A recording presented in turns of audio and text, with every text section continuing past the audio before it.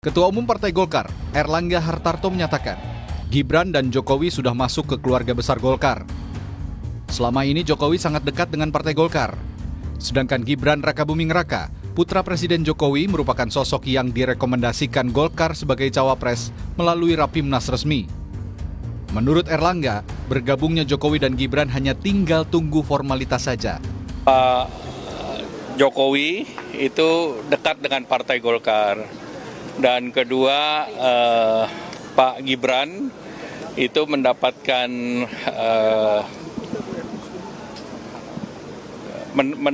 mandat dari Partai Golkar melalui mekanisme Rapimnas resmi. Jadi bagi kami, Pak Jokowi dan Mas Gibran itu sudah masuk dalam keluarga besar Golkar. Tinggal tentunya formalitasnya saja. Nah, tentu Partai Golkar selalu terbuka terhadap kader-kader terbaik bangsa ini.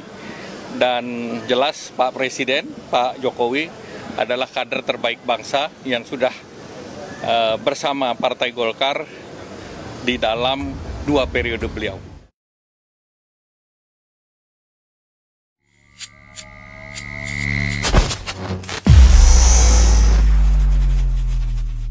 Jokowi dan Gibran resmi dipecat dari PDIP. Barangkali Jokowi dan Gibrannya sekarang lagi tertawa ya. Biarin, gua udah dapat kekuasaan, gua udah lanjutkan dinasti. Partai mah dicari aja lah nanti ya, yang kuning bisa gitu ya, yang merah bisa, bukan merah PDIP tapi merah PSI. Oh, tapi udah nggak lolos elektoral. Allahu Akbar. Kemudian satu lagi kabar terakhir nanti akan kita sampaikan bagaimana Suhartoyo ternyata sempat terseret kasus BLBI. Ini yang dianggap oleh sebagian atau banyak kalangan ini pengkhianat. Karena dia di putusan untuk meloloskan Gibran itu dia termasuk yang menolak dissenting opinion. Tapi sekarang malah yang menggolkan. Kan ajaib bin aneh ini. Tapi ya ternyata kita lihat track recordnya. Oh, pernah sempat terseret kasus BLBI itu. Ini kalau anak-anak muda yang baru melek ini nggak akan ingat itu, nggak akan tahu apa BLBI itu karena kejadiannya sudah sangat lama. Mari kita bongkar satu persatu. Ini bagian dari upaya kita untuk mengingatkan pemerintah. Saya dapat informasi ini dari Sutisna Lala. Gas 3 kg kabarnya naik 100%. Waduh, mudah-mudahan salah informasinya ya. Karena oke gas naik, lebok.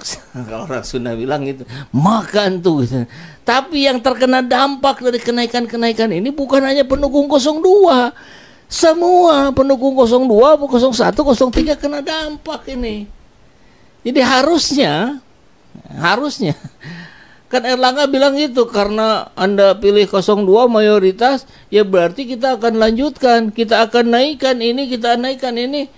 Loh, nggak gitu dong. Gimana cara berpikir elit kita ini, orang-orang yang tersandera dengan kasus-kasus ini. Ampun, berarti ada udang di balik bakwan kan.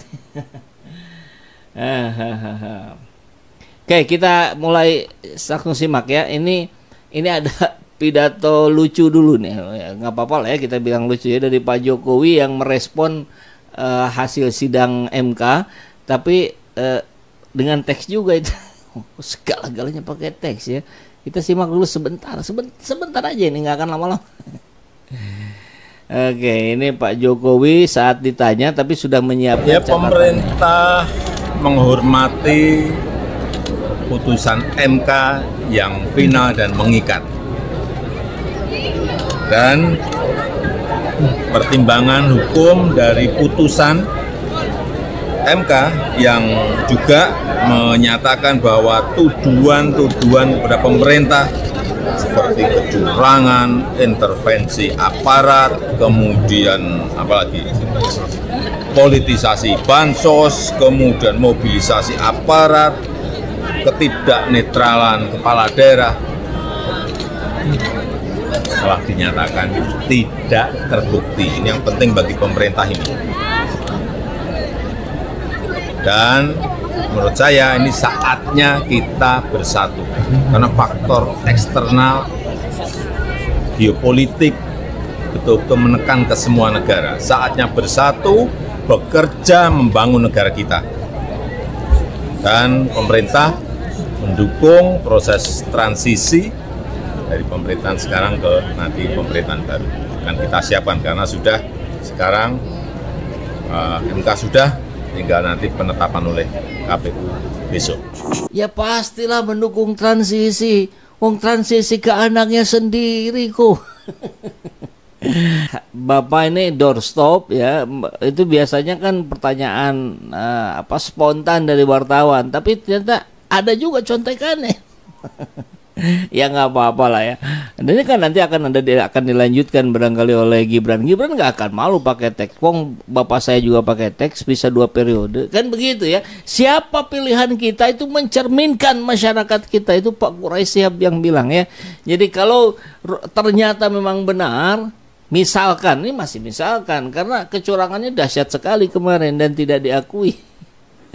Kalau ternyata memang benar mayoritas memilih ini, itulah cerminan masyarakat kita. Maka di video saya sebelumnya saya katakan judulnya adalah tetaplah bodoh, jangan pintar. Sehingga mudah nanti penguasa-penguasa melanjutkan politik dinastinya. Cukup 100-200 ribu dapat itu suara gitu. Nggak usah kita bikin baliho besar-besar, nggak usah kita bikin iklan di TV yang mahal. Datangi saja rakyat, kasih 200 ribu, selesai sudah itu. Kali berapa? Paling cuma berapa triliun kan gitu. Akhirnya begitu. Jangan-jangan pilkada di September November ini juga begitu sama gitu. Kalau begitu kan nggak usah ada pilkada. Siapa yang punya duit langsung kasih ke rakyat. Biaya untuk baliho, untuk iklan TV, kasih saja ke rakyat. Sudah selesai. Siapa yang paling banyak uang itu yang dipilih. Kalau Rocky Gerung bilang biar sempurna rusaknya negeri ini. Tapi jangan juga lah kita begitu. Kita sebagai umat Islam harus terus berupaya untuk menjadi bagian dari yang memperbaiki. Apapun cara kita, apapun peran yang kita mainkan harus diarahkan ke sana. Assalamualaikum warahmatullahi wabarakatuh. Nama saya Agus Imanuddin, Ketua RW 06. Informasikan kejadian longsor di RW 06 di Sungai Pamokolan yang terjadi pada tanggal 17 November 2023. Juga ini akibat dari longsor tersebut, irigasi di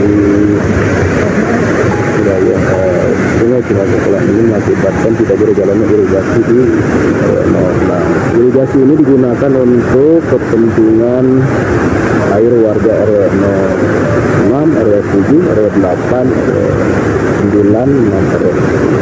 Kami mohon irigasi ini cepat